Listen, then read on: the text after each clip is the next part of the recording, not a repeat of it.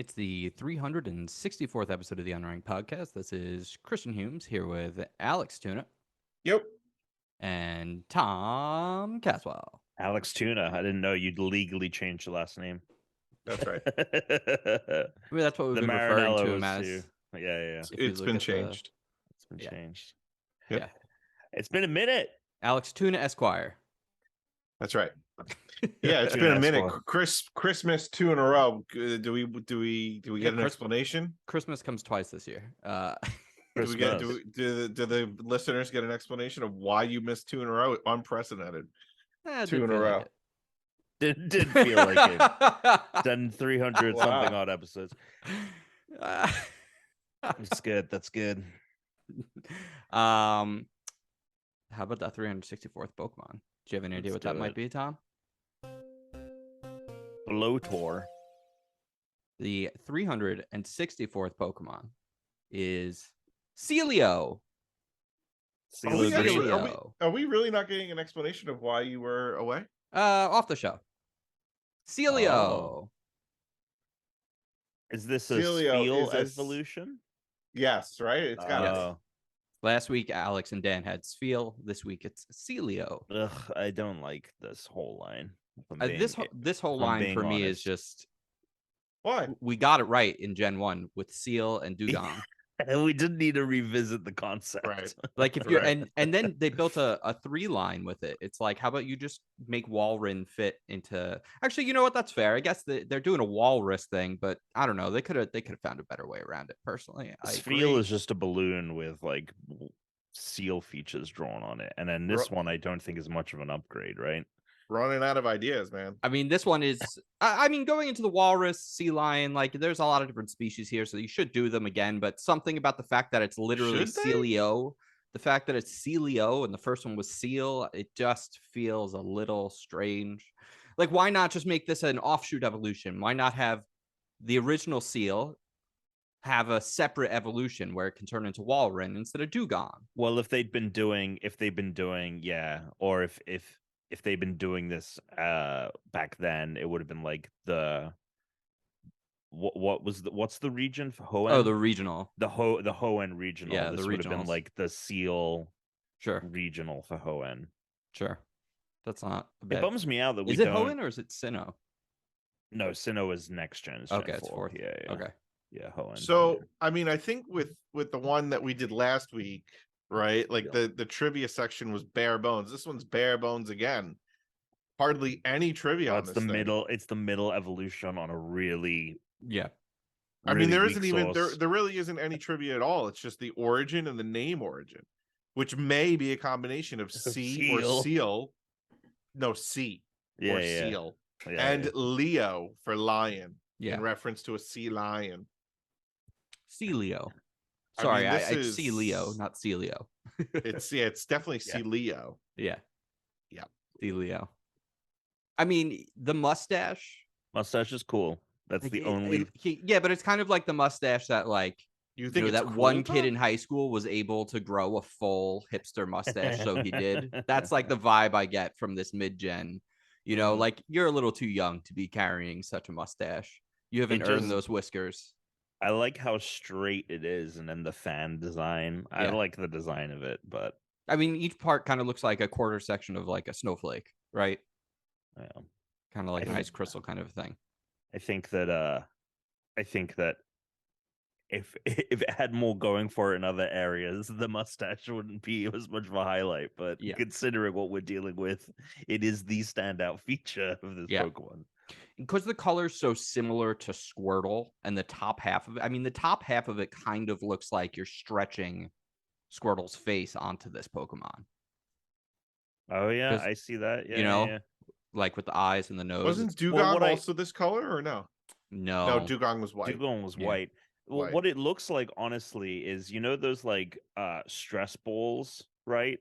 Yeah. And then you squeeze them and they pop out. Like, if you just took a Spheal and you just went like squeezed it like a stress ball and like the bits of it like popped out, that's what the design is on this. Yeah, it does have that. You're right.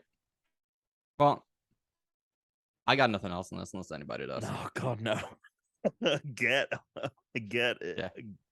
away from it. I mean, look, at least it's an ice type. Ice type Pokemon are dope. Ice is cool. But that's ice is nice. That's as far as this Pokemon goes for me as well. Wow, such a lackluster Pokemon for this trio to return to. Such a shame. What's up? How you guys doing? What's going on?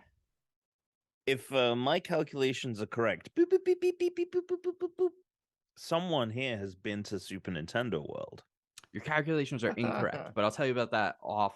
Oh, okay. So that's a whole part of the whole. That's a whole part. Wow. Yes. The listeners are gonna be so. Yeah, I mean, we're not even like, privy.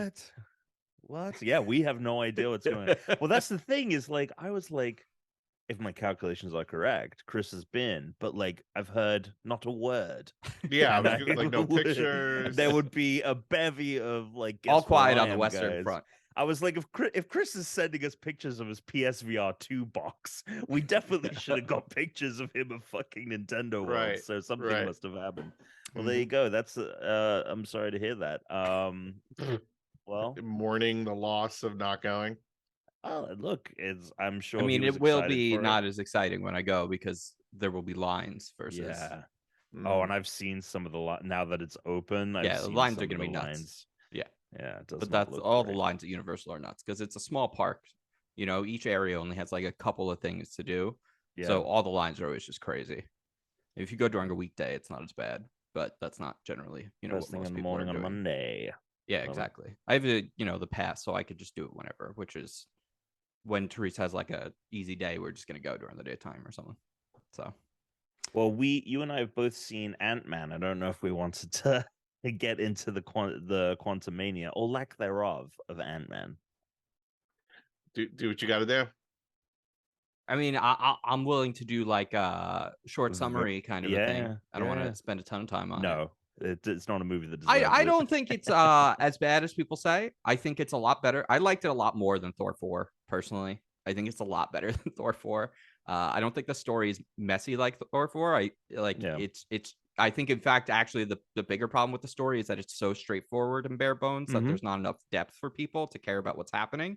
And that's sort of the issue. But the jokes, there's a lot of jokes, but not as many jokes as Thor. And all of the jokes were way better. I was actually laughing a lot during this movie. Well, they don't play any jokes to death. And the jokes are not the point of the film, which is where Thor 4 really fell into a really bad trap there.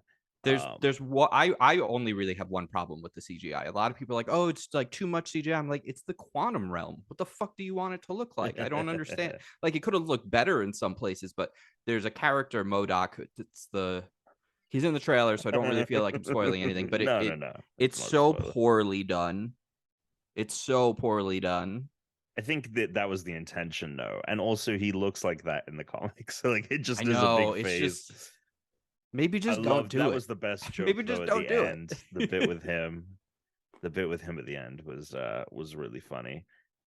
My problem with the CG, and it's just something I've come to expect from these movies, like they're just not going to look good. My problem is there's so much they don't look good. They don't look good.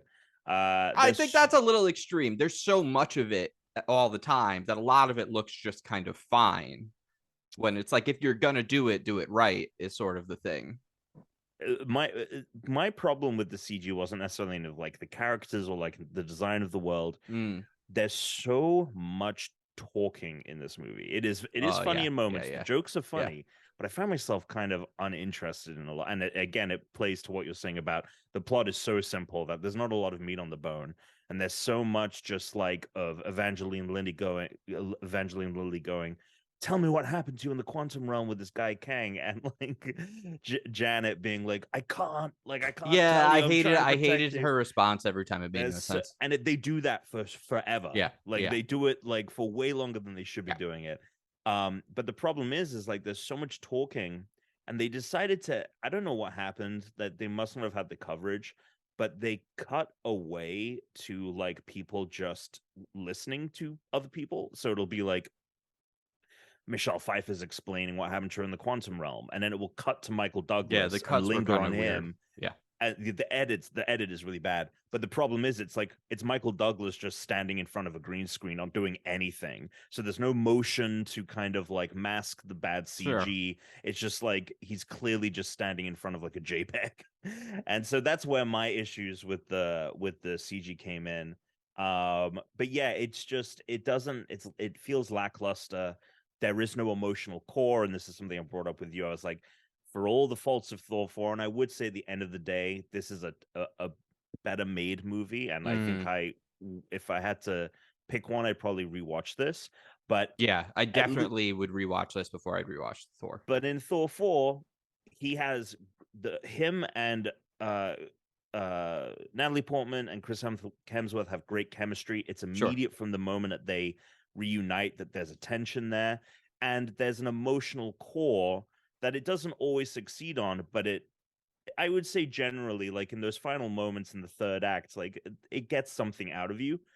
This movie has none of that, and they try to do it with him and his daughter. It completely falls flat. Which is partially because it's the first time they're together, because it's a new actress, right? Because she's not even like I like Catherine Newton a lot, so I think the only emotional through line in this movie is through her and Michelle Pfeiffer. And weirdly, I think if you look at this as almost like an origin story for her character, it makes a lot more sense as a movie, which is what I think it actually was.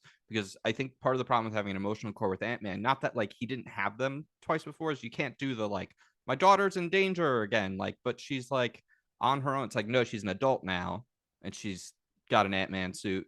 And unlike Ant-Man, she actually wants to be like a hero, whereas Ant-Man both times was just like, stumbled into it. Into something. And other than like when Captain America came to him, or it was like the end of the universe, the whole point is like he's not actually a good superhero, because he's just like fucking selling his stories. He's doing like motivational speaking and stuff. And so I think that's like where they fucked it up. It's like they tried to do like too many things at once. And then well, that's like, this movie just really should have been another fun romp in San Francisco, because there is like his emotional connection with his daughter in previous films has been so strong.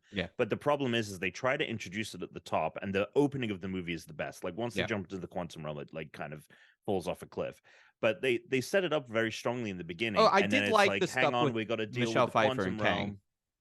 Oh yeah, but all the past, the stuff where it shows like her back in the past, I think that was actually very well done. Yes, that was also very well done. But they don't follow it up successfully, I think, when they reunite those characters toward the end of the film. Correct. But it just, the beginning was like, oh, this is what those Ant-Man movies have been, and the Ant-Man movies have relied on the fun rompiness of it, and this movie strips that away.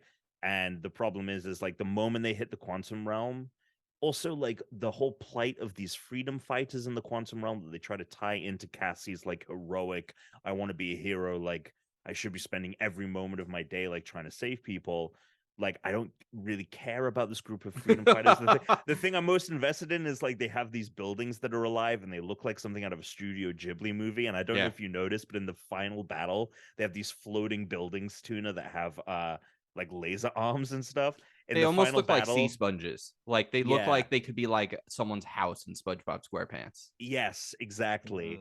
And in the final battle, in the background, you just see like one building dying and another building's arms. It's so funny. Those were very awesome. The visual comedy was good. It's not a good like Marvel movie. Like it falls in the bottom half of Marvel movies, probably even maybe the bottom third.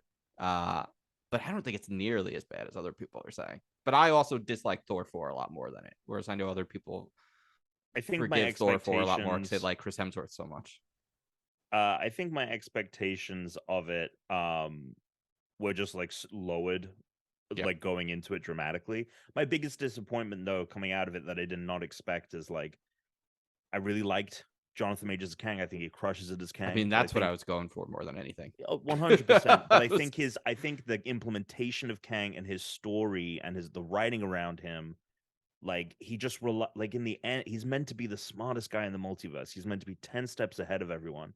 And in the end, he just kind of relies on his goons, and he's like, we need to get this ship going faster. You know, we need to get out of here. All right. And, well, I have a question about that because, Sure. and I don't want to, this will be the last point we should talk about because we've already stayed on this for far too long. But I was under the impression, and so I haven't read a lot of the comics, so I know you know this better than I do. But I was under the impression that Kang isn't exactly that guy. That like He Who Remains, the guy at the end of Loki, was like the smartest one because he won. He beat all the other Kangs. But that like half of the Kangs that exist are just jobbers who get beat, like for other heroes to like win some matches. And like the thing that made Kang so powerful is that not only is he super smart, but there's so many of him that they were all able to work together at one point or another to amass so much more power. And that's what made them powerful. But solo, a lot of them are able to be taken down. And that's how they're able to like beat each other. Or like this one, like if you think about it, this one's like the Kang that's been kicked out of the group. Like arguably he's the weakest Kang. But he is the one that caused them to fear the most because he is the one that like went on the tear across the multiverse, sure. destroying timelines. He is the one that all the other Kangs fear the most. They had to exile him to the quantum realm. Now, but he wasn't smart enough to do it at a time where he'd win, right? So that's like my point is like he makes a lot of mistakes prematurely. So that also then could explain why like he gets, you see what I'm saying? I mean, look, I think that a writer could come and explain all of that away as like this isn't the Kang to fear. But I think that the problem is like this one is so heavily modeled after like the Kang from the comics, who is the one that is meant to be a Thanos level threat. Mm-hmm. I don't think that this is that this character is like irredeemable, and God knows that we saw some stuff with Thanos before he came to Infinity War that felt like very like generic and like lackluster. Yeah, but they made kind of going into this, I think they made such a point of like, this is the guy that you've got to fear. Yeah, they got to get Michael Waldron, the guy that made Loki, should be doing these Kang movies and shit. He's doing because Loki is so fucking good. He's writing something. He's working on something. Maybe I think Loki's my favorite thing out of the whole fourth. And I'm excited for season 2. The movie kind of teases it a little at the end there, and I'm excited to see season 2. Tuna, phase 4 Marvel. You can pull it up so you can see them all. Favorite movie, favorite show. WandaVision's up there for me, I guess. So sure. Yeah, that was really good. Sure. Yeah. Let's see. Black Widow, no. Shang-Chi, no. Eternals, no. Spider-Man No Way Home, okay. Ooh, yeah, I like that. Doctor Strange, yeah, it was all right. Love and Thunder, didn't see Black Panther. It's on Disney Plus now. You can watch it. Yeah. If you're at home. WandaVision, loved it. Falcon and the Winter Soldier, it was good. It's fine. Loki was awesome. What If was good. I didn't think that it bothered me that the lips didn't match the audio exactly. Hawkeye, I actually really liked Hawkeye. I thought Hawkeye was great. Hawkeye's a lot of fun. Yeah, that was the most surprising actually of all of them for me, because I had low expectations for Hawkeye. I had a lot of fun. With Hawkeye. Moon Knight, I got a little bored. Moon Knight is one of the weaker ones for sure. Moonlight was a little boring. Miss Marvel was good. I liked it. I like Miss Marvel. She-Hulk Attorney at Law was good. Enjoyed it. Yeah, I would honestly say that the TV projects, for all of their faults, have overall been stronger than the movies, except the Falcon and the Winter Soldier. I thought Falcon. All right, I still think Falcon and the Winter Soldier is better than the worst of Phase 4.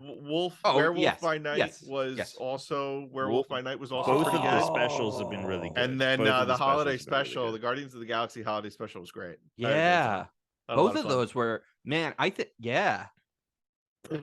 If you had told me that I would be tearing up at the end of the Guardians special when like Mantis reveals that he's his sister, and he's like, that should just be my gift. Like, that's the best gift I could ever receive. Like, I look over at Brooke, and Brooke is just weeping, and I'm like, you've been telling me how much you don't give a shit about the Guardians of the Galaxy. You're not excited for this next film, and yet here we are. I mean, I'm not excited for that next film. It's gonna be depressing. I'm not gonna be able to watch it with Therese. Like, I think I might have to go see, because I would be willing to bet, based on that first teaser trailer. I have not seen the new ones, I've purposefully avoided Well, I know them. I don't watch any of them, but go on. I'd be willing to bet money that Rocket Raccoon is going to die. Yeah, I think that pretty much they are teasing it so heavily. They're also teasing that they're killing everyone off. I wouldn't be surprised if like quite a few of those characters die. They're not going to kill off all of them because they're going to want some of those Star-Lord. people to show up in other things. Well, the other thing is like you just pull them from the multiverse. Boom. Yeah, that's fair. Rocket Raccoon, but people don't. Universe 262. You know, everyone says that every time, like, oh, that doesn't matter with multiverse. And it's like, yeah, but the whole point of the multiverse and the Marvel thing is that, like, we can't just do that because, like, it causes incursions, and we don't want people from other universes in the wrong place because it fucks up the universe. Like, well, and like they're also different. There's knowledge about the comics that, like, that's yeah, but I feel like what you just said, you're assuming that the average viewer is smart like that, but they're not. Well, but it's more of a like. Based on what the movies and the shows have shown, we don't have any characters except there's only one character who's from another universe that exists in the MCU that has traveled over, and they don't have a duplicate. And that's America Chavez, and her power was to travel the multiverse. Otherwise, we haven't actually seen anyone else stay in our universe as a replacement. And there are a lot of dead characters. What about Gamora? Gamora? No, she's not from a different universe. She's from the same timeline. Remember we watched Loki? That wasn't a different universe. It's because they rewrote the timeline. Right. It is. Okay. That is technically true. It's their Gamora, but from before. Yes. It's their Gamora out of time. Yeah. So like time travel is the thing we should really worry about in the MCU if we don't want them just like undoing shit. But so far the multiverse hasn't undone anything. And it won't because if it undoes something, it becomes a new universe, like it's a different timeline. Yeah. So that's I think the good news is they haven't used it for the reason that I think a lot of people are worried about. Yeah, I don't know. I think we probably stayed on this too long. Sorry. It happens. Anyone been playing anything?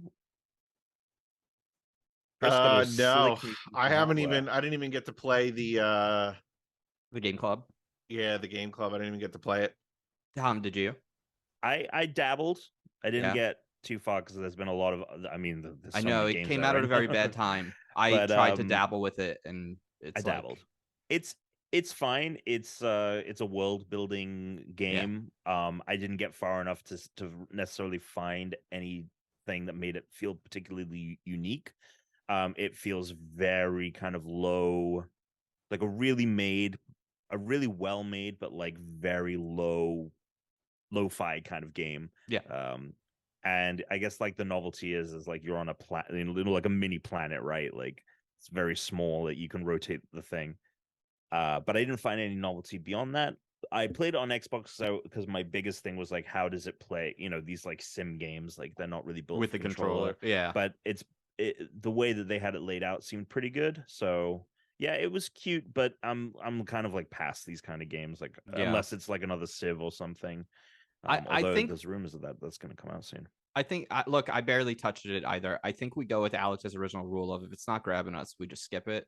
We could give it another week, but like quite frankly, like it came out. It's technically been 2 weeks. Yeah, and it came out at a time where there were a lot of more compelling games to be playing, which is part of why I picked it, because I was like, I don't want to pick something else here that I'm more interested in. I was like, I'm going to pick something that like maybe this will be cool if I try it and I'll like get hooked, or I'm just going to kind of bounce off it immediately. And so I kind of bounced off it immediately. Yep. So Alex, you'll have to pick the next game that we're playing. So we're going to play Inkulinati. Inkulinati. Yeah. Oh, right. That's out. Inkulinati. Inkulinati. Inkulinati. So all right, so we're gonna move on to Inkulinati, which there's a PlayStation Plus game that's gonna be available next month, which maybe we'll have to break our, not on Game Pass this coming up for my next selection. But all right, Inkulinati. I don't know how you pronounce it. I'm not looking at the word in front of me. For the next 2 weeks. This time around, thumbs down from the group. We're gonna do 3 thumbs down. Okay. One mid thumb from Tom. Tom said it was mid. Right. Just didn't get far enough with it, I like when you had to explain mid to Alex this week. That was so fucking funny. Is it that funny? Is it? It is funny. I'll tell you. Can I tell you why it's funny? Go ahead. It's funny for me because Tom said it a few times over the last month or two, either through text or on the podcast, but you hadn't said anything. And I'm like, I was waiting for you to bring it up, like you're really using the word mid. So when you asked what the fuck is that, it made me realize you just ignored all of the other times he said it, or just decided not to ask. It's funny to me, Tuna, because as someone who is, I'm not someone who's what? Someone I who's wasn't what? judging you. This isn't this comment I was about to make was not a judgment against you. I'm talking about myself. Oh, I'm talking about myself. I'm referring to myself. Sure. Mid. This is a word from the Gen Z crowd, right? Obviously, but outside of that age group. But I'm obviously plugged in to it because, like, I work with TikTok a lot and all this stuff. So there's a lot of, Gen Z slang and all these words that you don't know that I know. Mm-hmm. But I really thought that mid had. First off, I thought from context you'd understand. Like, I really just thought, like, you. From context, I kind of did understand, but I still didn't understand why you were using it. Which is why you weren't asking, right? And you were just ignoring it previously because you're like, maybe he's just dropping it, and or my brain wasn't registering mid as a real word, so it was just skipping over it. It was just ignoring it, and then just taking the context. If I had to guess, I would say that my brain was taking the context of what you were saying and made the connection anyway, and just completely ignored the mid word. Which is why it's just funny that like you felt like the need to but in audio, I feel like when you say it, right, and I'm like, my brain's already like I already get what you're saying, so I skip over it. But in a text, when I see it, I'm like, what is this? Yeah. For people out in the audience who don't know, it just means meh. I don't know if it actually stands for just middle. Say meh. Because this is how new slang happens. Like, we have a bunch. Middling. I would argue this is good new slang. When we were kids, that you would argue this is good new for only slang? one reason. For only one reason. Because there's always has to be new slang. Because if there isn't new slang, that's how language dies. All languages is reinvigorated by young people and other people, coming up with bullshit terms and mixing words together. We made a ton of shit. The reason mid is great is because you were able to, having not had anyone explain it to you or seen a TikTok about the word mid, or you were able to understand exactly what it meant through the context. And I think bad slang, you can't even through context really know what the fuck the person is saying. But with mid, it's like, even if you just take it for its value, it means it's in the middle. It's not like on the good, it's not bad. Because, you're able to, it's like, I think that makes it good slang because contextually, you could have never heard anyone use it like that before. And you can still kind of guess exactly what they're saying. And it's funny because to go back to our discussion about Marvel, I think the first places I was seeing it pop up, and the first uses of it were people describing like Phase 4 of the MCU. They call it mid CU. Like that's what what it is. So but it's just funny that you need to explain. But ultimately, I really thought that, I guess, like I'm so skewed from my involvement with these platforms that I really thought like mid had penetrated like mainstream culture, that Tuna would know what it meant. So the fact that it hasn't, I'm like, oh my god, like that's the word. Like there's so many words beyond that like you would have no clue like what they meant. Anyway, I would love to see Alex's For You page on TikTok. What? I don't have TikTok. Then how do you watch the videos we send you? I can click like the same way that I watch ones that Brit it opens them in the browser? It opens them in the browser. Oh, yeah. What a nightmare. And I kind of want you to download TikTok people have called because I've sent a TikTok before. Yeah. And they've been like, where'd you get, like, you're not on TikTok? I'm like, no, this is a resend. I sent it from somebody who sent me. Like I didn't find this on my own. Like usually I'll forward something to the college, like Dan will send me something and I'm like, all right, this is kind of funny. So I'll send it to the college group and they're like, you don't have TikTok, and I'm like, yeah, I got it from someone else. Tic-tac-toe. Got it from somebody else. Or like Britt will send me a TikTok. But no, I don't have my own TikTok. I really refuse. I think TikTok can be very funny and entertaining sometimes, yes. But I think it can be so annoying to hear like a 30-second video and then hear another 30-second. I'm like, come on. Do something else. Anyway, sorry. Go ahead. Well, speaking of mid, Chris has some slick new hardware, and I'm very curious if he finds it to be mid. You got the PSVR 2 there, Chris. What are your thoughts after a day or so with it? All right. I have it right here. Beautiful. Here it is. PSVR 2. I like the head. So the first thing, the headphones are really nice. They're in-ear. You can replace it with any kind of headphones, but having these in-ear buds, it's like on a little track system. Yeah, it's cool. And then you can kind of like lock them in the side here if you want when you're not using them. They work really well. It's great. The way it goes on. How's the quality? Oh my God. Like really good. It's amazing. Cool. Oh, the audio quality is good. I thought you meant like the headset itself. No, the audio quality is good. I don't feel compelled to put on like better headphones. Okay. You know? Yeah. It's very comfortable. I don't know what's different about this from the original. I know it's similar in design. I mean, it has a lot of the same ethos. That was kind of the cool thing about the last one as well, as it did have the sliding band, and then the visor you could also slide. But the design of it and the way they've implemented it is much better here, for sure. So I'll show you, Alex. The thing that's nice about this is, like, to put it on, you just press this button in, and then it can expand out. And then once you have it in place, like on your head, you use this and it will tighten. Yeah, tighten it until you get it right in place. And in the front also slides forward and backwards. And there's a lens slider on the front, which helps you like align the lenses perfectly with your eyes so that like the spacing of your eyes is correct as well for the lenses. And that makes a big difference. And the weird thing is it doesn't actually sit like here, like one thing. It's like the top band. It reminds me more of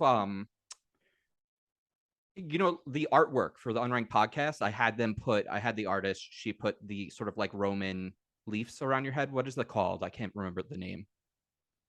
Laurel. Yes, she put the laurel around your head. Laurel, like a Roman Caesar. So I had you got one of those going on. That's kind of how this works. This top part is basically like the laurel that holds the visor in place. So the visor part doesn't have any weight on your face. So it like goes up here and like comes around. It's on like a diagonal. So the visor is on your face. It's unbelievably comfortable. I'm getting no like humidity, no fogging up. It's very comfy. Nice. I don't have any hard pieces of plastic touching me anywhere. Games at all, or? So I've played 6 games. I bought a lot of games. Yeah. There are a lot of games and they're mostly about $20. Some of them are less. So I bought a bunch of games because I feel like with VR, it's almost like going to an arcade or something. Yeah, so you want like a bunch of different things to play. I'm going to be playing the fuck out of this thing. I'm getting a ceiling mount for my garage, and it's basically like a little cable system so that you can put your USB cable on it.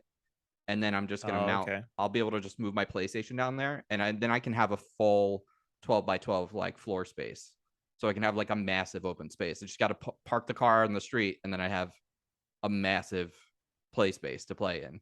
Because in my living room, I was able to push the couch back a foot, which Teresa and I are both kind of like, TV feels like slightly too small now for where we're sitting. Yep. I feel that. I was like, oh, maybe we need a bigger TV. Then she just looked at me like, yep, no. that's what happened. Yeah. But so my favorite game that I played is Pistol Whip. Great game. I think is that on Oculus? Mm-hmm.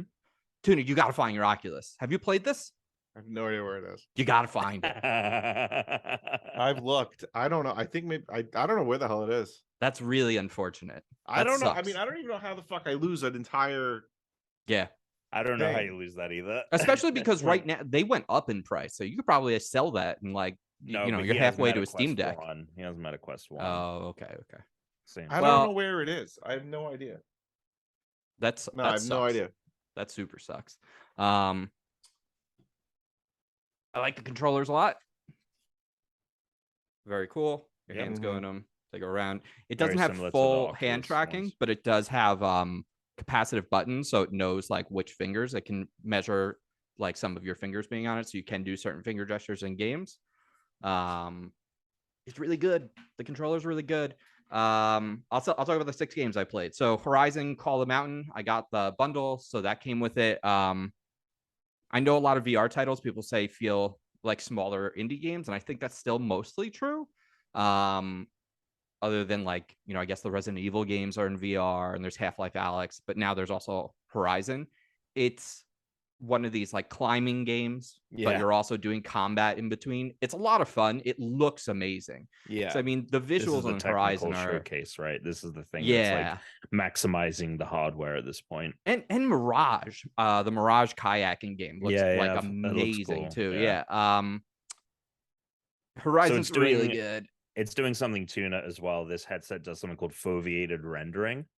Because it has eye tracking, whatever your eye is focused on, it puts the horsepower into rendering those at like the highest pixel density it can, and things in your peripherals will be rendered at a lower resolution. So this headset, plus it has like a 4K display, like the VR headset we have, like this thing blows it out of the water, like on every level by like a huge margin. I mean, the thing you would want is you'd want to be able to play PlayStation 5 graphic, like sized games, complex games like that on a headset. But traditionally, you need an extra powerful computer to do it. Right. Because of the eye tracking, they're able, like, I couldn't believe it, like how good the game looks. And then so a lot of games that are on other platforms are available, which I've been playing. So I played Job Simulator and Vacation Simulator, and they're both fun as hell. I'm assuming you guys have played those. Meta put out an email, a PR email, the day that the PSVR 2 came out, and it was like, we're really excited that PlayStation is expanding the world of virtual reality, and that people are going to play this game more. But just as a reminder, 42 of the 49 launch titles are available on MetaQuest already, or something like that. I played Job Simulator, very fun game. I will say, from everything I've read, like they're able to, like, they visually look so much nicer on this because they're running at such a high resolution. They're really fun. Those are the first 2 games I played because I was kind of like, let me get my VR legs, let me like get used to this. Just like moving around in the space, feeling comfortable. It's like I'm like nervous about like my TV, about like the cats, shit like that is in the living room. Those games are a lot of fun. And then I moved on to NFL Pro era, where you play as a quarterback. Wait, they have an NFL game? Dude, it's really fucking cool. They have a demo for it, so I didn't buy it, but I got the demo, and I feel like the demo is kind of like all I need as someone like to be able to do and like experience it. It's fun, but it straight up feels like, the kind of thing you'd see at like a big setup at like a Dave and Buster's, but like you put on the virtual headset and you're the quarterback. So like all these big fucking dudes are around you in the football field. You get the ball sent back to you, and you can kind of move around with the stick, but like you're also like mostly like looking for an open shot to throw the ball before you get sacked. It's very fun, but it's not like once you complete the pass, that's it. You're just playing from the QB perspective, so you're running a bunch of different plays and stuff. That was pretty cool. But my favorite thing I've played is Pistol Whip. So I want to talk about Pistol Whip for a second because fantastic game. I think one of the few VR games that I've actually like 100% completed. Oh, really? Yeah. Okay, so Beat Saber is the game a lot of people think about for like VR. People love it. I haven't played it yet. It's coming to PSVR. They have like an updated version coming very soon. Have you ever played Beat Saber? No. Like even you are. I'm gonna love it. I gotta to tell you, I don't know if I'm gonna like it more than I like Pistol Whip. Pistol Whip is amazing. Yeah, it's like I'm like John Wick. Like I've never felt more cool playing a video game than playing Pistol Whip. Yeah. Because it is very much like you're almost, like on a roller coaster. You're on rails, Alex. Everything is very polygonal, almost like you're in a VR space. And you played Super Hot. Visuals are kind of like Super Hot, more colorful, a little bit more detail going on.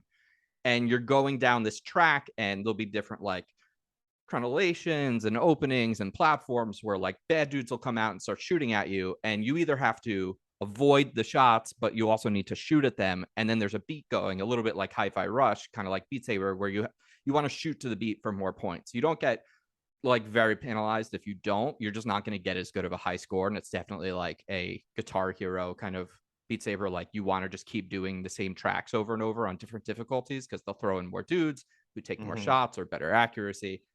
But you feel like John Wick. You're fucking just fucking just firing all over the place, dual wielding, single wielding. It is so much fun. I was so sweaty though when I was playing this game. By the time I was done with it, I did not realize that. Last night I went to bed at like 11:30 because I was like, I'm really tired. Like I've been playing VR for like 4 hours today. I'm really fucking tired. But that game is the reason I have to set it up in my garage, like for full room scale. Some stuff like that, if I'm like, oh, I'm not playing for an hour, I'm gonna go play for like 4 hours, I'll just unplug my system and bring it downstairs. I'll get an extra power cord so I don't have to move cables and shit. I'm like, you're moving around a lot, like fast. Yeah, my TV is like right there, you know, like I'm very worried about hitting into the TV. And so for that reason, every now and then I have to like just like stop what I'm doing and like pause the game because I'm worried about my space. And I don't have like a tiny space either. So I guess the thing that sucks for some people is if you don't have room, you're not really going to be able to enjoy this. But that's still just a VR problem. That's not like a PSVR problem. But if you're new to VR like me, if you skipped it, if you haven't gotten an Oculus yet, like this is the fucking 100%. This is the way to get it. If you have a PS5, absolutely. Holy shit. I would recommend this over. I would easily recommend this over Meta, not just because the quality is better, but you like there's just obviously a lot of stuff on the Meta end of Meta that is like, I don't want to fuck with that. But this is pretty forward compatible. Them putting in the eye tracking is, I feel like, true like second generation VR stuff. I think that eye tracking MetaQuest 2 is old at this point. Yeah, they need to update that. They'll build, but still, like whatever MetaQuest 3 is, I mean, the beauty of that is it's its own system. There is nothing you need to connect it to. But at the same time, like you're not going to be able to, you know, everyone that was like complaining about the PSVR 2 cable, I'm like, I mean, I get it, but like how, like what did you think this product was going to be? Like, I gotta say, it's barely gotten in the way. Only like twice while playing have I ever like done this to brush it off of me. I'm gonna do the ceiling thing because I have the room and I can do it. I've mounted so many fucking things in my house now that like I know it's something that'll take me 15 minutes to do. So like I don't care. I wouldn't suggest everyone just do that because I know for a lot of people that's like a huge hassle, or maybe they can't, or they're renting. Like, you know, it's just what I'm doing. But by having a cable, I don't have to worry about the battery life on my headset, and the controllers charge very fast.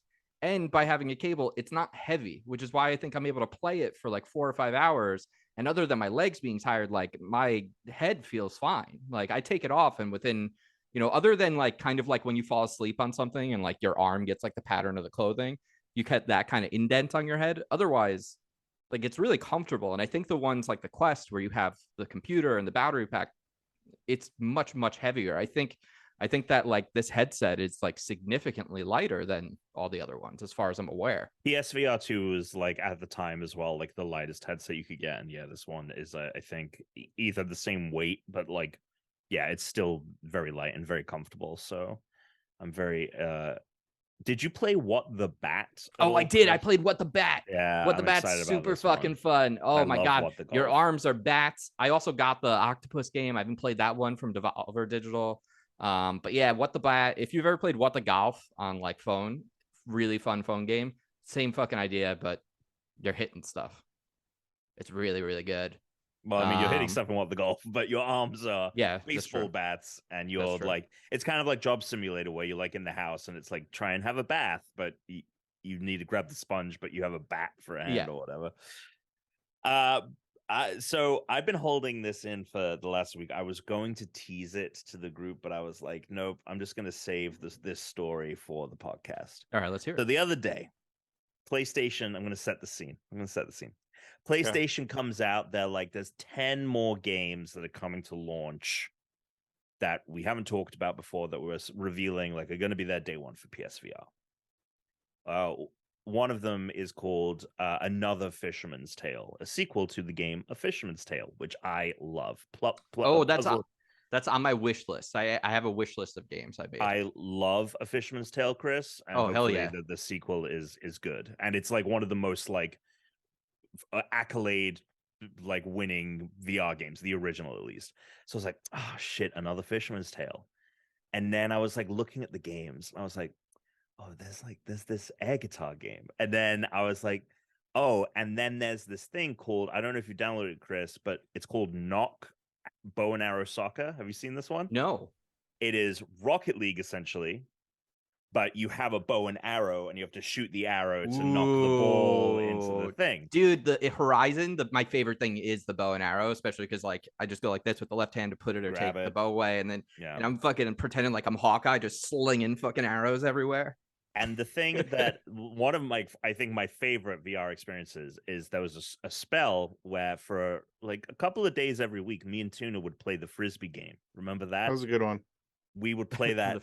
I think that was like at the beginning of the pandemic. We were like, all right, let's play this game, which they shut down Tuna. Yeah. Maybe that's why you forgot you like, fuck you. I'm putting you in the trash. Yeah. And I'm like looking at it and I'm like, this knock bow and arrow thing, like it looks like a really fun game. And I know Chris is getting one of these headsets. My birthday's coming up next month. I might get a little cash to help me out, like with the payment. I have the money for it. So I sat down to order one. And honestly, when I think about why I didn't order one, it was mainly because I had to order it directly from PlayStation. I don't want to give another company my information. I just want it to be on Amazon, or I want to be able to go to a store. PlayStation has your information already.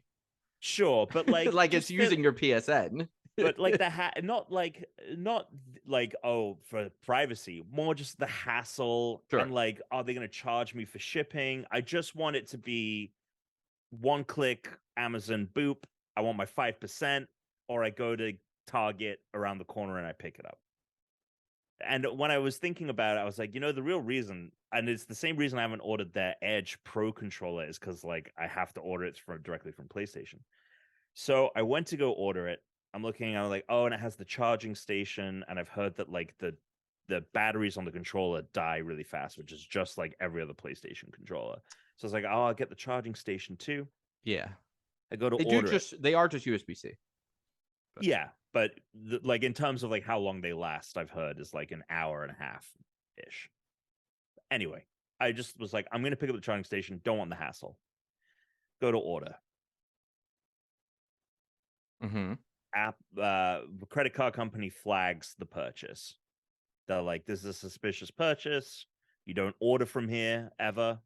And it's like $600 or whatever with the shipping and tax and all that. I'm like, oh, fine. Yes, it's fine. Credit card company. I want to buy this thing. They're like, cool. Go back and order PlayStation VR 2. Go back to order it. You have hit your limit on how many PlayStation VR 2s you can order. And I go in and like I have the initial like, thank you for purchasing PlayStation VR 2 order confirmation. I go in, I like search or do order lookup. Canceled, not coming. Still receiving the charging station though.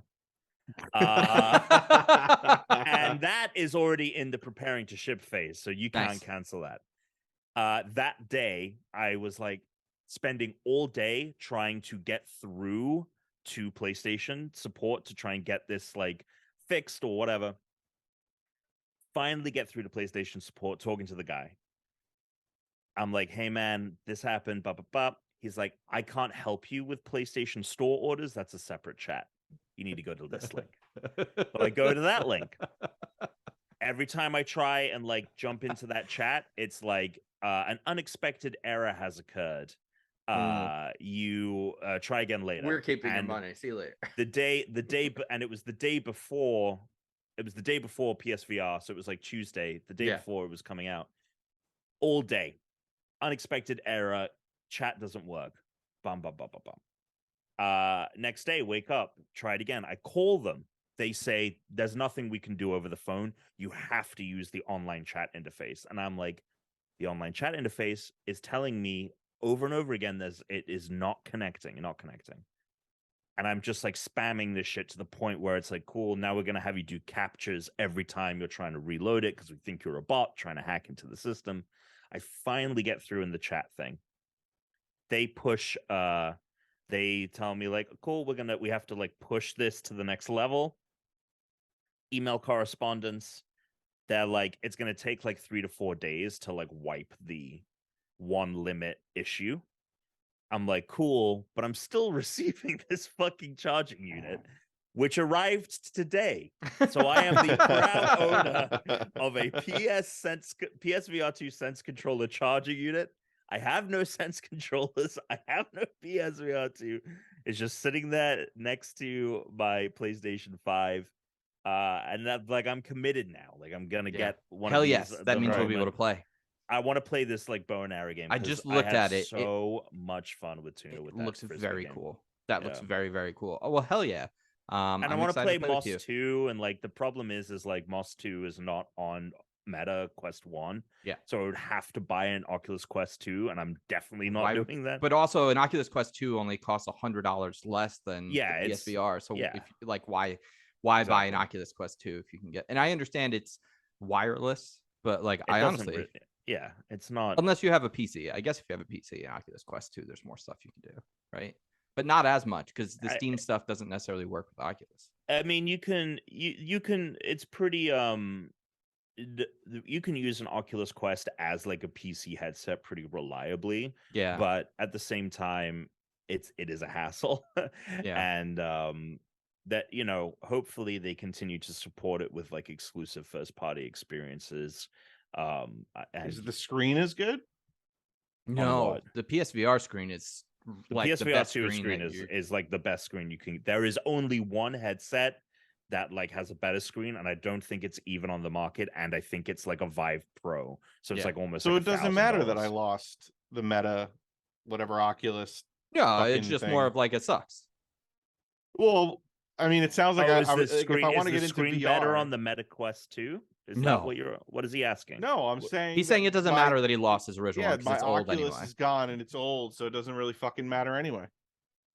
In a way, if I want to get back into VR, I have to get this. Apparently. Well, you would, because a lot of games now, I boot up my MetaQuest from time to time to just jump in and play stuff, and the amount of things that I go in like hearing about, like, oh, there's this new VR game that's out. I'm like, oh, I cannot play it on the MetaQuest 1, which is really annoying. The PSVR needs a content creation game. It needs like a Dreams, like for VR kind of a thing. Well, Dreams had PSVR 1 support. But they said they don't even have it in their pipeline yet for PSVR 2, their last update. So who knows? They could be coming up with a whole new Dreams, using. Well, they'd probably have to get it because I don't think they've pushed a PS5 version of Dreams out. So they put out an update that gives you enhancements, kind of like you're playing on a PS4 Pro. It's like an unlocked PS. But it's they didn't make it. So I wonder if that is going to happen or what. But I was just thinking about it. Like, there's so many things that like in VR, like I would play a ton of like small experience games, but you're only going to really get that. It's just there needs to be a content creation game, right? There needs to be like a Roblox or a Fortnite or a Forge. There needs to be a something like that for the PSVR where people can just go and make a bunch of shit. I'm sure that by the end of this year you'll have something like that. I love it though. I have a lot of games downloaded. There's people are like, oh, there's not so many games. Like if you already have like Oculus Quest 2 and you've been playing VR, then like this isn't as compelling for you. But like for me, it's fucking awesome. I love it. I also don't need to be inundated with VR titles like I am with regular games. I just need like a steady cadence of like there's gonna be like every couple of months like one good VR thing to play, and like that's meaty. And if they have that, like that's fine. I'm very concerned that this thing is going to not even be as successful as the first PSVR, which was yeah, okay. I just think like with how much it costs, we'll see. I think the cost is sort of such a red herring because part of the expense is obviously the display and the eye tracking. And as those two things become the standard outside of this, the cost for them to make it will just drop considerably. And they don't have that breakout box, which kept the original one from basically ever getting cheaper. Like this thing could be down to the cost of the original one in 2 years. Like I could see this being $300 in 2 years. We'll see. I mean, we'll get to it in news, but they had a state of play today, and their big thing was like, oh, we're going to show off 5 new VR games that are coming this year to it. And I was like, every single one of those looked so unimaginative, like totally like. Yeah, we need to see something middle else. of the road, and one of them is like GTA already a re-release. VR. We need GTA Online in VR. Well, Mark Zuckerberg in the fucking Meta showcase was like, San Andreas coming to the Oculus Quest 2 like years ago, and then there was like no mention of that. I wouldn't be surprised if we do get that also ported to PSVR, but we'll see. We'll see how it goes with this system. Okay.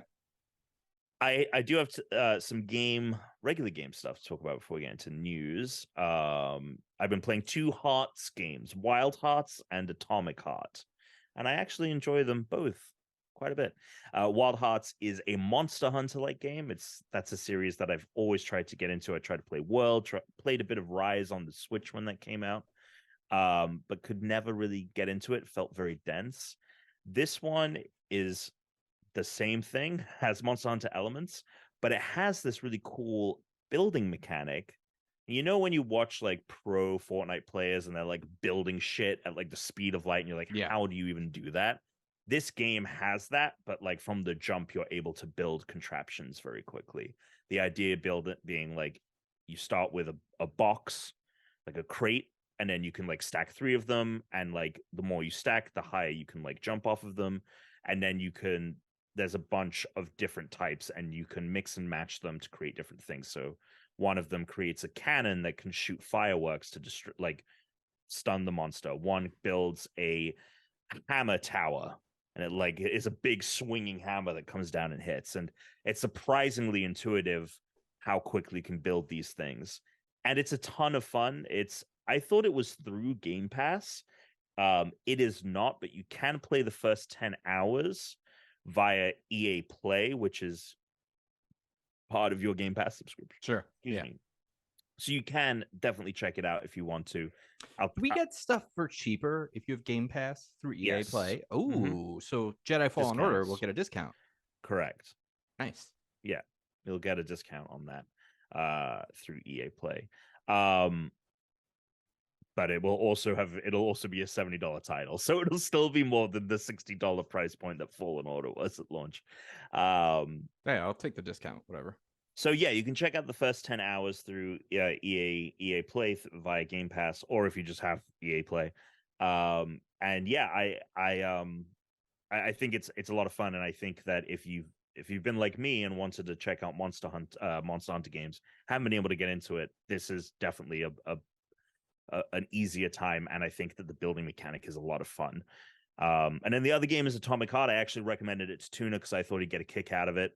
Alternate history, Bioshock inspired game. It's set in Soviet Russia in the 50s, basically an alternate history where this Russian scientist invents just completely advanced robotics, completely reduce the need for like a labor force, total utopia, robots are doing everything. And then the game kicks off from the beginning of it's called the Collective is the name of this system. Kicks off at the beginning of Collective 2.0 launching, where people go from using like tablets to control robots to there's this thing a neural connector you can connect to your head, and you can control robots through mind control. And that is when everything goes to shit. But the design of this world, and I said it in my review. I said that, when you play Bioshock for the first time and you go underwater into the lighthouse and you go down and you see Rapture for the first time, it's like a moment like seared into my brain from gaming. This game has a moment like that in the beginning where you're seeing this world for the first time. The design is off the wall, amazing, and the fidelity of the game is incredible. And it's the first game from this developer Mundfish. It's very impressive what they've pulled off from a technical standpoint and visual standpoint. The music is also phenomenal in the game. It's called Future Music because it's an AI that uses predictive models to figure out what music people are listening to in the future. And so it's a fuse of, when you see newspapers that are like from the year 1923, and it's like, oh, in 2023, humans are going to be doing this, and they're going to be doing this. And they kind of get the idea, right? Like, yes, we'll have airplanes, but they won't be made of wood, and they won't just have like 1,000 propellers attached to them. Sure. Right. It's seeing... I won't have a little jetpack. Yeah, also made of like an umbrella or whatever. Yeah. It's seeing like the ideas of the future, but through the lens of what is possible in that time period. And that's what the future music is. It feels like music of today, but like totally built in the 50s. And so the soundtrack is amazing. It's by the same guy that did the Doom soundtrack. It's so good. And then the gameplay, it's very much like BioShock. You have a weapon in one hand, you have different elemental and powers in the other. Not nearly as good as BioShock, but serviceable and still very fun. And I think that the melee weapon, you can build a bunch of different melee weapons, but the melee is like solid. So I think that the gameplay is overall solid. I kind of wish it incentivized you to like mix and match powers more, but it like doesn't work on that level. Where it really falls short. Oh, and then before I get to that, some of the systems are like quite ingenious. So there's a lot of like scavenging, finding different parts to upgrade and all that. So, going into a room and there's a bunch of like desk drawers to rifle through. But what it does is the glove, you have the ability to telekinetically kind of like vacuum everything in the room towards you at once. It's a little bit finicky. Like you need it's to like ooblets. You need to exactly like ooblets actually, but you need to like make sure it's precisely kind of pointed a little bit, and there's a precision to it that is not. It's rough around the edges like a lot of the gameplay is. But is it because it's like sticky? Is it like bent? Because it just doesn't like you need to like kind of make sure that the camera is aligned where the so when you align the camera just right, it says like press RB to like suck it in. And if you don't like line it up correctly, so it's just some things just take like you need to pass through the room a couple of times. And then the other thing that's cool, and I've been wanting video games that implement stealth mechanics to do this forever. It's actually very hard to hide in this game. And in the open world, so there's an open world, quite small, and then there's like levels and different complexes dotted around the island. When you're in the open world, there are cameras everywhere. There are cameras that are flying. When you destroy a robot or a camera, healing robots come and repair them and bring them back. So it's not like you can kind of like slowly chip away at an area and clear it out before you can move on. Like you're constantly having to move because the robots you just destroyed, like in 60 seconds, are going to be rebuilt and they know that you're there. But the other cool thing is like, you can cheese stealth in these games and a lot of games so often where it's like they could see me, but the logic of the game says I'm behind this wall and this like little bit of me peeking it's like out. I can look out around the corner, but yeah, my body like if hasn't. they just do a little bit of this, I'm allowed to look like 1/3 of the way, but if I go halfway around that corner, I'll alert them. The logic that the game implements for stealth feels the closest to what real world logic would be. I see. There was one point where I come up and there's like a slated fence that has, gaps in it and some of it is broken. In any other video game, if I hit behind that, the logic of the game would say, I am hidden. Nothing can see me. And I'm looking through the fence, I'm seeing these robots walking and they turn and look directly at me because of course they see me and they charge at me. And there have been other times I've been crouched and I've been trying to peek a little bit. And the moment I peek out, the robot is like, nope, you're there. Like, I can see you. Just because 60% of you is behind that pillar does not mean that I can't. And so the logic with all of that is fantastic. So I'm very impressed. Is there a lot of stealth like that? So when you get to like the main levels, it's more about like just like plowing through the robots. Okay. But in the open world, you can get very overwhelmed very quickly because they send reinforcements, the cameras pick you up. I just get so tired of stealth in games that like the BioShock element had me very interested in when you're telling me there's a part of the game where I might have to like deal with stealth in an annoying way. When I first got into the open world, I was not at like a power level that I felt like when I literally stepped out into the open world for the first time, a camera pointed at me and 1,000 robots were on me, and I was like, oh my god, this is gonna get. I was like, very cool, but it's gonna get old fast. This game, like you get if you're collecting everything and scavenging everything and building up your stuff. You can stealth if you want, but I have gotten to the point where even when a ton of robots are sent at me, I can clear them out pretty quickly. And also, there's stuff to kind of do in the open world, but you can very quickly get from like one area to the next, like the next main mission, pretty reasonably. The two areas that the game falls flat, writing is god awful. It makes Forspoken's writing, which I criticized heavily, look like the most excellent prose you've ever read. Fuck. It's so crass.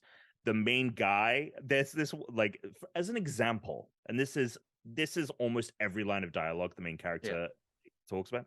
There's this bit where you have to get on a train, and the robot that commands the train like is insisting you get a ticket, and he goes like, I don't give two wet farts. And he's meant to be like a Russian guy in the 1950s. He uses the term wet farts. I have no way idea more what than he should. Russian people in the 1950s would have said. Well, I don't know if they, and he keeps saying crispy critters, which I don't know if is like old slang. He keeps going crispy critters. And I was like, is this like old slang for like what the fuck or whatever? But he says fuck a lot. It's like, yeah, he calls a robot a fat turd at one point. Like, there's a lot of just like really, really bad writing. And then the other thing that's a problem is the background systems, the way it explains stuff is like poor. There's no map of buttons for me to go see in the menu. There's no like list of mechanics. If I, it's like, oh, how do I do this thing? I missed the prompt. How do I do this? There's no way to refer to that. So there's no way to set waypoints on the map, despite there being like side activities and other things of interest. If you want to head to something, you have to there's no mini map either. So you have to keep opening up the map, make sure you're in the right direction. And if you get diverted for any reason, there's zero way to create a waypoint.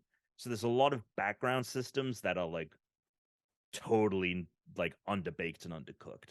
So those are the two big issues. It is a Game Pass game, so there's no barrier to entry there if you're a subscriber. And I'm still like playing it because I think the world and the vibe of it, everything is so cool. Design the puzzles in the game are legitimately very good. The actual active platforming is not the best, but the puzzles to solve to get around certain areas is really good. So I think there's actually a lot of great in the game, and there's some really bad stuff as well with the writing and everything else. So those are the two games. I think both of them worth checking out, and they're both heart games. Oh yeah, easy to remember. Want to do some quick news? Let's do some news.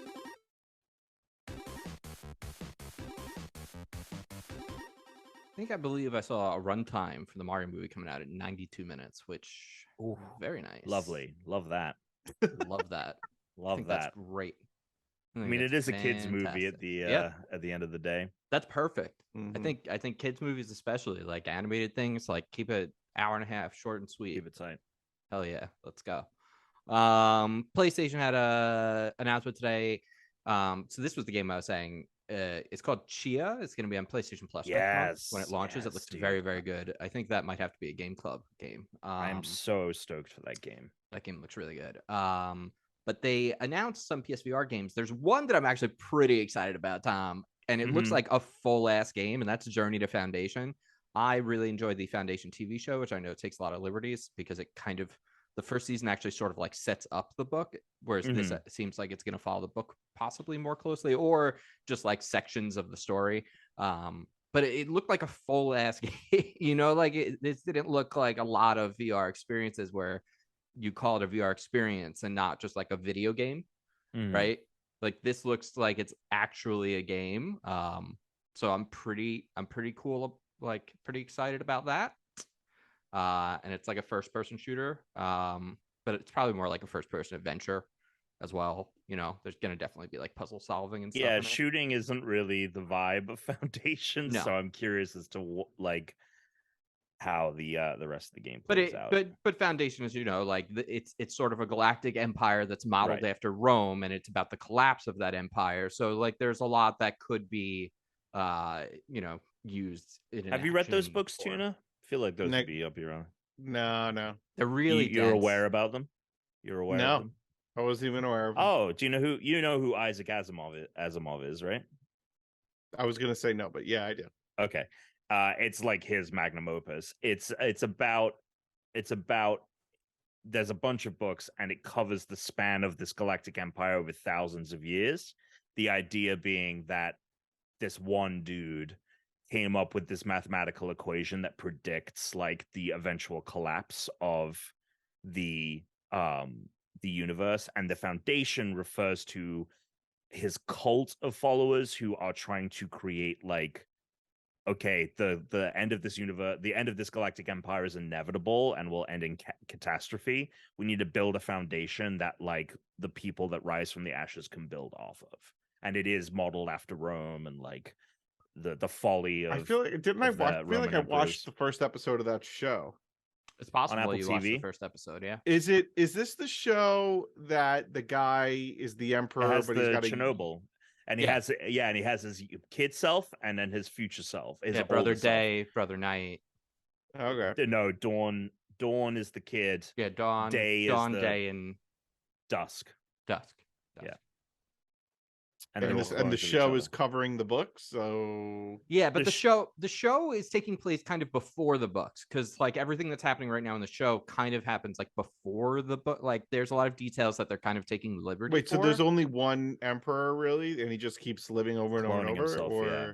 So when it's very cool. Like the day. All right, well, then don't give it away. Then no, just like the process is like the idea being that like they sunset the oldest clone of the emperor as they birth like a new baby clone of the emperor. Yeah, but what if the old emperor like dies early? Well, don't say it. Just let him watch. All right. Let him watch it. It's a great. Got Jared Harris. Jared Harris from Chernobyl. I know Jared. Yeah. I fell asleep. I remember I watched the first episode. What's his name? Lee Pace is the Lee emperor. Pace. Yeah, fantastic. Also, visually, some of the best visuals I've ever seen. Forget just in a TV show. Yeah. Not just a TV show, Tom. Some of it looks better than like movies. Like the artwork in this show is Quantumania. I'll tell you that. No, Tom, I'm so excited for this summer when season 2 comes. Foundation season 2 this summer. I'm There's only very, been very, one very season. Excited. Yeah. Oh, that's easy then. Yeah. It's very good. It is slow at the beginning though, but I was super into it. All the discussions about like the technology and the way that they figure it out. Like we didn't end up finishing it because I think like it was a little bit too much for Brooke. We have like 2 episodes left in the season. It's like Lost. It's something it's one of those things where she insists on keeping watching it, and I'm like, yeah, but like I really just want to like binge this. So just watch it yourself. I know, and lie. Jesus Christ, and lie. Fucking hey. Alex is like, she thinks I'm at work. I'm fucking down here playing God of War. I got my PSVR 2 headset on. Jesus Christ. This is Tom. This is how it's gonna work for you for the rest of your. I know. There was some other stuff shown off. Oh, and real quick for you to mention, Chris, the other game that was in the VR section, the blinking one, is like very well, like heavily lauded as like a fantastic video game. It's every time you blink, like time skips forward a bit. Oh yeah, I have that ready to go before your eyes. Giovanni played that. He came on here last year. He talked about all the time. He was obsessed with that game. I'm very excited to play it via PSVR. I think I may have pre-ordered it if they have that available, actually. So the other big news to come out of that PlayStation State of Play was all around the Suicide Squad game, and it is event. Let me describe this video game for you, Tuna, and you tell me what the video game this sounds like. A game about superheroes. It's a live service game. They will be updating it with new content and adding new heroes to play over the course of time. And each hero has a battle pass where you can get new costumes and cosmetics and emotes for that hero. What game does that sound like to you? Super Smash Brothers? It sounds like the Avengers video game, which crashed and burned super hard. And now Suicide Squad is coming out with less popular characters and doing just the exact same thing. So it's going to be a winner, I'm sure. This game, in my eyes, does not look fun to play. It looks specifically built for the live service model. And it looks like Warner Brothers tried to, like all these other live service games that have this year that have died that we've talked about, try to cash in on the live service phenomenon. They saw an Avengers game coming out. They were like, we need to do that. And in the time that it's taken to develop this game, the Avengers game has launched, failed to take off, and is now being shuttered at the end of this year. Like literally like around the time that this game comes out. And so I feel bad for Rocksteady because they made the Batman Arkham games, which are fantastic. And if they had just been allowed to do what they wanted originally, which I know that there was like a Justice League that they were trying to develop and like that didn't pan out. But they've been working this game for a long time, and I feel bad because the writing is on the wall for this game. Everyone said this about Avengers, and that was using way more popular heroes. And this is just doing this exact same thing with King Shark and Captain Boomerang. So don't forget Harley Quinn.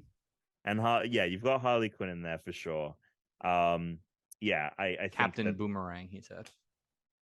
Don't know who the fuck that is. Yeah, that was sort of exactly. That's the point. That's the point. It's if I had to guess, no idea. It's a man who throws boomerangs. He does throw boomerangs, but they've given him some other abilities to put him on the same level as like the fucking Shark or Deadshot.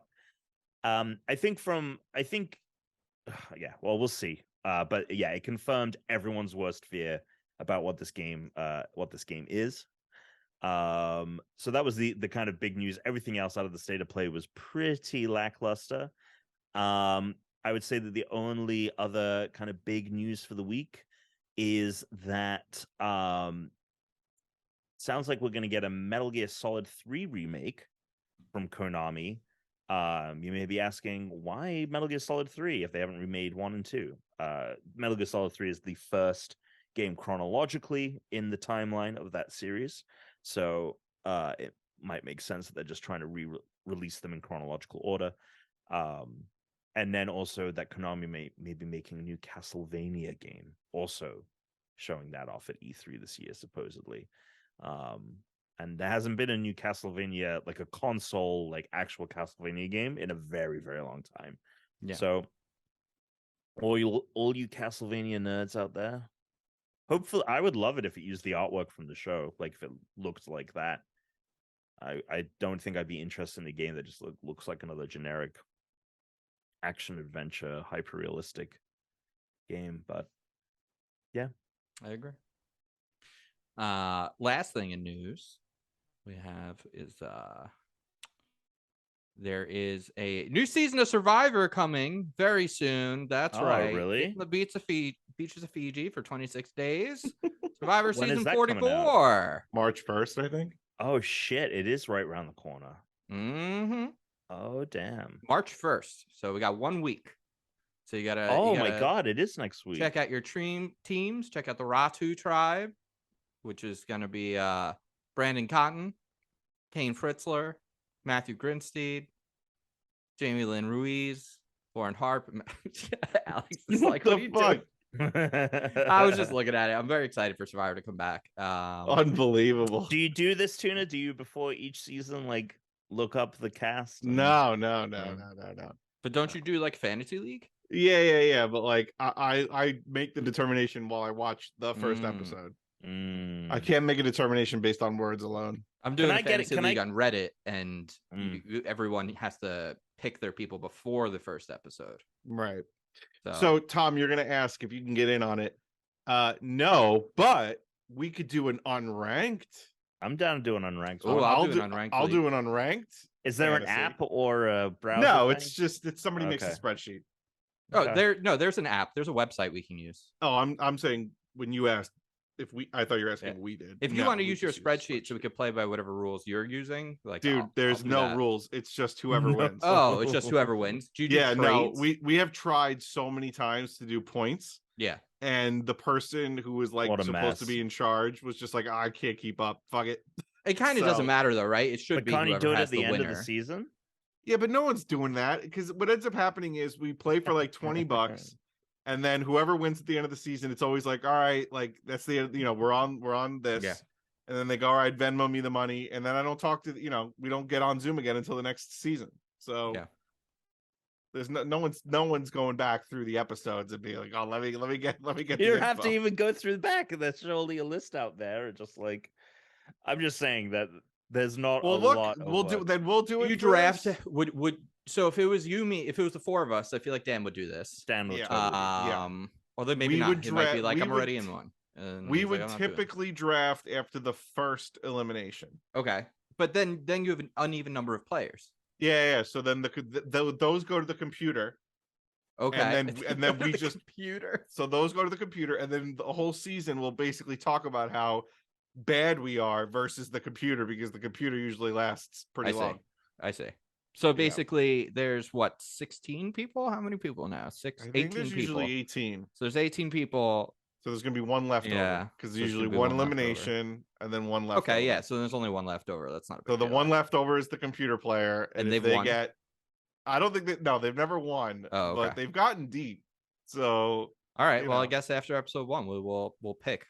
I'm into it. I'm in. I guess that's next week, right? March 1st? Yeah, the 1st is next week. All right, so next week, live on the podcast. On the pod. Yeah. We'll draft our tribes. Okay. All right, I'm down for that. You guys want to do a little mail and then get the fuck out of here? Sure. Email it on unrankedpodcast.com, or go to the show notes, click the link for the Discord, and go to questions for a pod. That's what you want to do. Kind of like TR Nickel did when they said, what video game world would you most like and dislike to live in, and how likely are you to survive?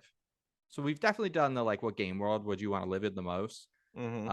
I like this survival aspect. What game world do you think you definitely would not survive in? I don't think I would survive in Breath of the Wild. I think I would die very quickly. Surely there are games with worlds that would kill you quicker than that, though, because you could just hang out, eat an apple. Yeah. Okay, how about this? What is the hardest game world that you could survive in? Okay. The hardest. That's interesting question. Like Elden Ring would be, because she wants to know what game we could survive in, but we've always, whenever we did this question, we were always like, well, I have to pick something I'm not going to get killed in. So what's the farthest we can go and not get killed? I think Breath of the Wild is a good answer for that. Because you just got to make it to a town. You just got to get to a town and you'll be okay. Yeah, get to a town. I feel like there's a lot of empty space. There's abundant apples. There's apples everywhere. Yeah, but Tom, you get one blood moon and you're fucked. Yeah. Yeah, but what game? The thing he said, Minecraft. Minecraft has that times 10. There's clickers and shitters and pissers all over the place. I don't think there are clickers, shitters, or pissers. I think things that are not Minecraft. In Breath of the Wild, I gotta stay awake all the time. There's no sleeping. Well, here's the question thing. You say you can build stuff. So it's you with the powers of the character in the game. Yeah, you should be able to use the game world. Yeah, but do I have the sword and shield do I have the magneticism in Breath of the Wild? Do you also not need to sleep then in Breath of the Wild? Can you also just be awake all the time and run around your whole life? The character. I think you'll go mentally insane. I think what'll happen is you're being willy-nilly with the rules here. You're being you know what? Breath of the Wild's pretty good because if you're Link, you just come back to life every time you die. True. True. But I guess we're not Link, right? Because it's what would you survive in? So if he got the Master Sword, sure, he could use it, but Alex can't use the Master Sword because he's not Link. Do you remember the episode of Are You Afraid of the Dark when the kid got stuck in the pinball machine? Yeah, it's amazing. And it's my favorite one. Right. He beats the game. And he's all happy and everything. And the twist is that he's got to do it again. And he's locked in the game. Any game you pick, you're going mentally insane. Yeah. There's no way that if you pick even GTA 5, the world is not big enough. You're going to be like, I've already seen this area. I've done this before. I can't go into any of the buildings. I can't go into any of these buildings. There's nothing to do. I've flown around a bunch of times. I think in any of these scenarios, you're going insane. All right. Then let me throw one out there. Lost via Domus. No, stranded deep. Because I know everything that's gonna happen in Lost. Oh my god, I can see it all coming. Yeah, all I gotta do is play it one time, and then I'll see it too. Restart the game.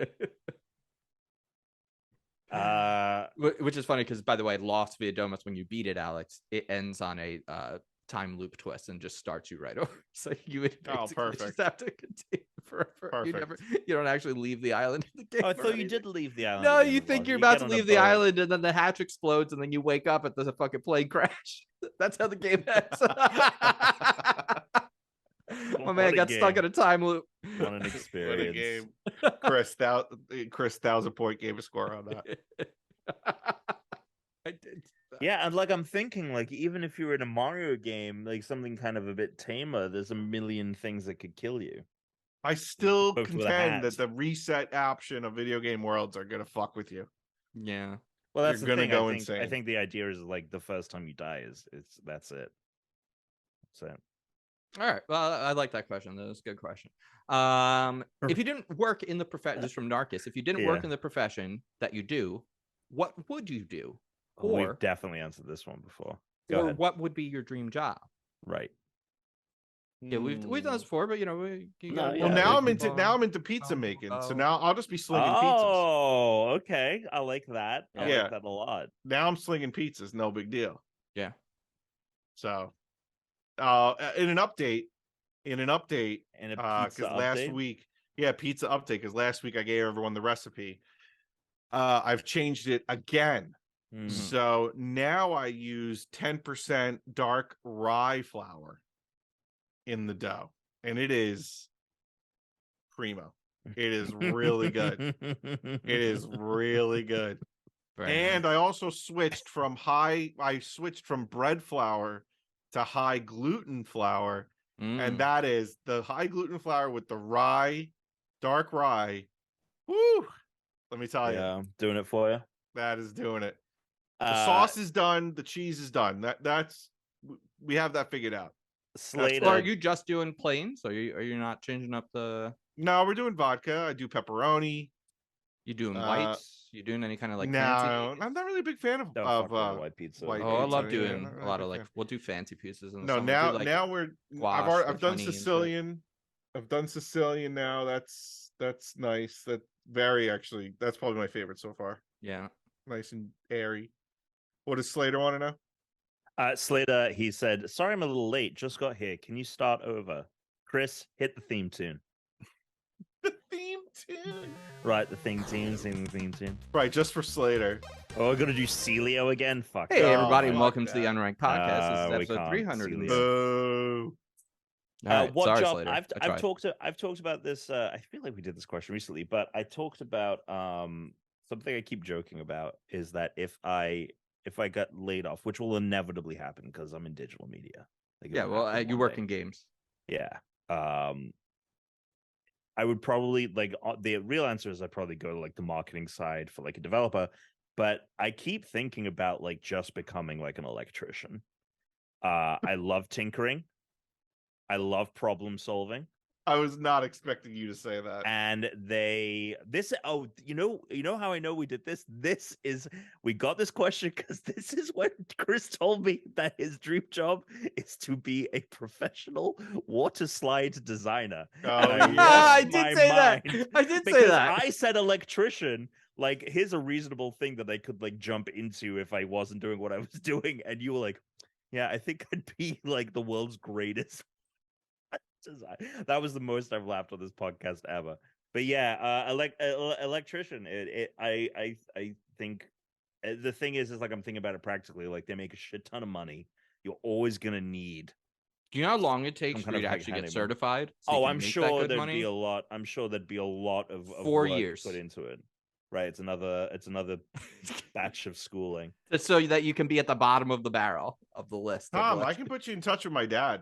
Yeah, Slater says, Slater says, do you like crawling around in a crawl space and doing drywall work? Honestly, yeah. I mean, like, Tom, do you know I worked as an electrician for 2 summers?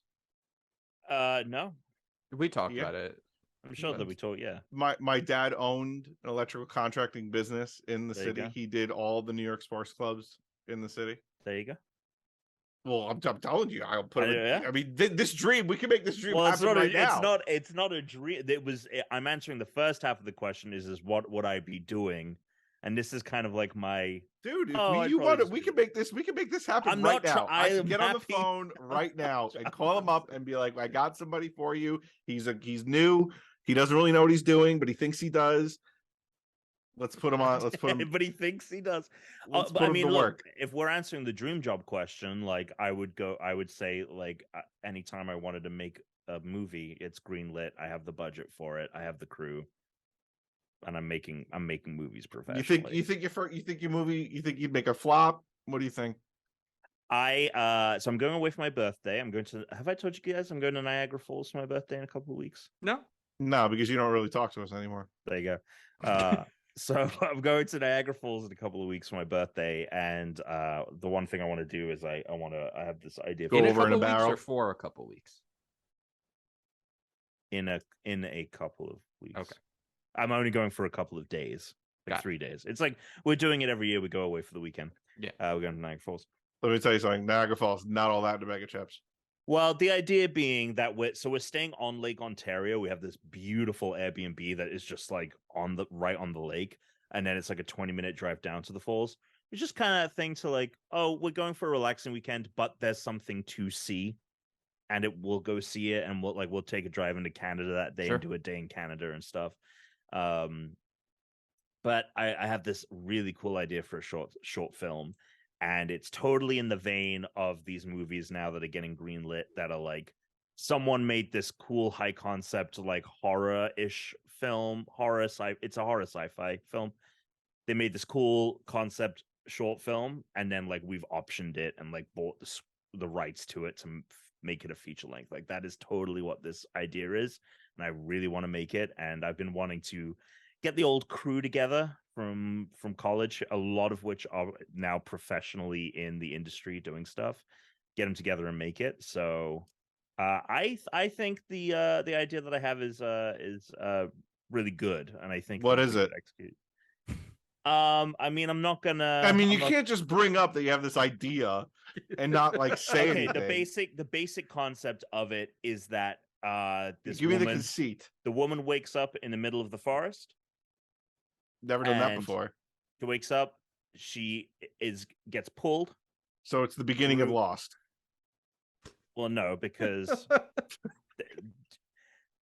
I mean, it has the waking up in the forest thing, but then not make him on put an his island fucking story. This is his dream story that he's been talking about making. This is my dream. He just thought of it. I didn't just think of this. I've been working on this idea for a while. Anyway, so wake up, boom. She wakes up. She's like, "What the fuck?" She's wearing like gray overalls, like kind of like just this like basic like test suit essentially, and then she gets pulled through like the fucking forest.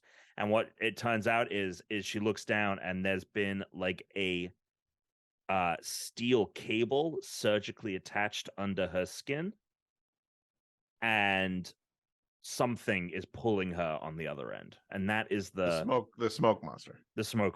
And John Locke's there. And there's this asshole that you hate to love called Sawyer. Anyway, so that is the conceit of the film. And what's it called? Yeah, what's it called? That is pull me to the other end. No, pull me off. I've been pulling my leg. I've been trying to come up with a good name for it for a while, and I haven't landed on it. Cold Steel. I don't want it to be. I want it to have like a really good name. Got to be like a one-word name. The pulling. The idea behind it, like the kind of like emotional resonance of it is like we have these like relationships that we can't. Cold steel. There's nothing you can do. Like you are connected to other people, so I want to do something interesting with that. So what is it like a tug of war going on between? Well, you'll have to. If I get some information, what? You're not making it. What do you mean I'm not making it? I mean, I'm not. You just said you need to get green. You want to get the money and you get a green light. No. He wants to get the group together to make this idea that he thinks is good enough that if he makes the short, then he can get a feature-length greenlit. So this is the idea that he's had figured out for a while, which is why I was like, don't make him share this. He genuinely is saying he wants to make it. I generally want to make it. I mean, he barely said anything. He said some woman's waking up in the middle of the forest and pulled by some fucking thing. I also didn't want him to say because he's not gonna explain the whole thing here. So whatever he tells us is gonna sound so out of context. We're not gonna fucking. It's not gonna sound. Yeah, but it's comedy. But it's comedy gold. It is. It's already. I can't wait to make this now. And she just go back. I can't believe you're making this fucking. See, like I'm making jokes just because it's funny, but you know, I'll watch it if you make it. I mean, I'll watch it if you make it. Yeah. I'm not saying it sounds good. It sounds like fucking. I don't know what it sounds like. It sounds like nothing. Yeah, I better not be charged either. I'm watching it for free. There's no way that I'm paying for this. You can come to the friends and family screening that I'll do to test, to get an audience test, and then we'll see if it will go back for reshoots. Yeah, like Aquaman 3. Anyway, another question. Okay. From Will Brown. Which of the four of you would make the best Hitman? Oh, God. Now, I feel like this is actually two questions because there's the like person you hire off of Craigslist or like the dark web to actually be a hitman. There's like the real life hitman, and then there's the like hitman, like the video game. Yeah, but or not necessarily like the game, but like the like almost like a spy hitman, right? Like the guy who's going after high profile people and they're like charming and they got to go to parties. All right, I'll say this right away. I don't have it in me to kill anyone. No, I can't do it. I will not. So you would die in like Last of Us style thing because you wouldn't kill another person to save yourself or your family. I would have a very hard time doing it. I know that about me. Oh, fucking Tuna growing a conscience all of a sudden. No, there's no conscience. I think it's just like like my body physically just can't do it. Sure. No way. Sure. So I'm out.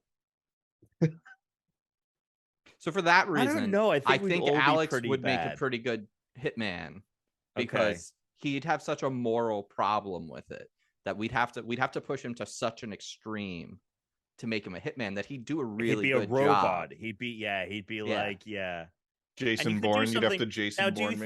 Tuna, do you think you could do something like a little bit of poison in person's drink and walk out the room? No, that would eat me up. Okay. Now, what if you knew that person had like your family in captive? Oh, fuck him. He's go Jason Bourne on there. So this is what I'm saying. I feel like there's a scenario in which but there's no but the hitman. But that's not why. Yeah, hitmen do it for money. Hitman don't do it. I can't do it for that. I just can't do it. There are scenarios of like what with the person where they get someone to do an assassination or something, but they do it by coerced me. Yeah, we're coercing doing it. I thought you were saying I was killing their captors. Oh, so this is like a rob a bank scenario. I've got your family. Go rob a bank. Okay. Yeah. That classic. No, you know what the problem is. I feel like you're never gonna let me see my family. Yeah. Like this is all bullshit. So. Yeah. If I get that phone call that's like, "Hey, you need to go rob the bank down the street," with your wife. Yeah. All right, here's the scenario, right? Terrorists have your family. Terrorists? What does that change? The CIA they need some document from you from work. You ended up working on like a legal case. Oh, okay. Right? There's like a legal case that's involved with this organization who's been funding terrorists. They need to bury the truth. So they need you to deliver them the documents. The CIA intervenes and it's like, the only way you're getting your family out of there is if you kill these people. And we can't send anyone in because if we send someone in, they'll see us coming. They're only going to let you in that building. Are you going to be able to take the person out? I think I could do that. No. Am I going to take the person? You're getting legal carte blanche, by the dark government. It's all on the up and up. If I'm in there, I guess I'll try. I really don't have a choice. It's either I try or I just say. Pretty sure this is a season of 24. I'm pretty sure they did this one already.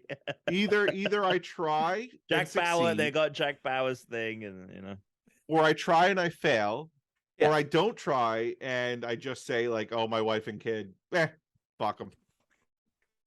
Can't go with that scenario. Yeah. You got to go with the try. All right. So without coercion, Alex is at the bottom of the list. But I think with coercion, you could be at the top of the list. I mean, I've fought. The only time I ever fired a gun was when I was with you. And you fired way more guns than me. Oh, I hate guns so much. I mean, I hate guns, but it's kind of fun.